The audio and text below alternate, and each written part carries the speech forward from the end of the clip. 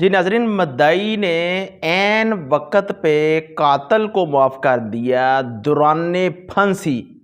آپ اس ویڈیو کو دیکھیں اور آپ بھی اس چیز کے اوپر غور کریں۔ سب سے پہلے ہم اس ویڈیو کو غور کرتے ہیں، دیکھتے ہیں کہ آمن دا قرآن دا کہنا جے تو جنت وچ گھر لینا، آمن دا قرآن دا کہنا جے تو جنت وچ گھر لینا، وہ چھڈ رسم رواج تمانی کر نبی دی قبول غلامی، تینو ہورا بھی دین سلامی، وہ تینو ہورا بھی دین سلامی، پل سنت والا گے کہ آمن دا قرآن دا کہنا۔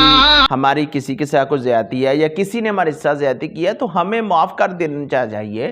معاف کرنے والوں کو اللہ رب العزت پسند کرتے ہیں۔ اللہ معاف فرمائے، لوگوں کی دشمنیاں جو ہیں سال ہر سال چلتی رہتی ہیں، وہ سال ہر سال کیا صدیوں تک چلتی رہتی ہے، ایک دوسرے کو قتل کرتے رہتے ہیں، فیملیاں در فیملیاں قتل کرتے تھے لیکن ایک دوسرے کو معاف نہیں کرتے۔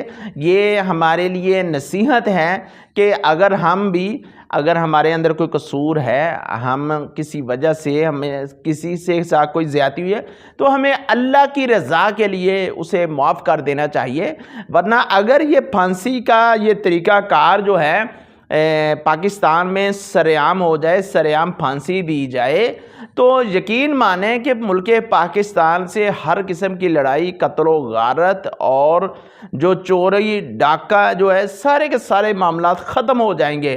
تو ہم حکومت سے مطالبہ کرتے ہیں کہ ہمیں اس پھانسی کو سر عام دیا جائے۔ جو ملزم ہیں، جو قاتل ہیں یا چور ہیں، جب ان پھانسی کو سر عام کیا جائے گا تو لوگ اپنے آپ خود درست ہو جائیں گے اور اپنی اصلاح کریں گے۔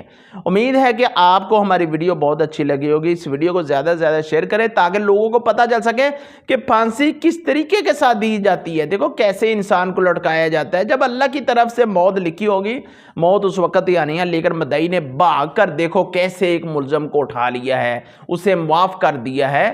تو ہمیں بھی اپنے بھائیوں کو، اپنے دوستوں کو، یا ہمارا کوئی دشمن ہے یا ہم سے کوئی ایسی کوئی قتل ہوا ہے تو ہمیں بھی معاف کرنا چاہیے۔ اللہ معاف کرنے والوں کو پسند کرتا ہے۔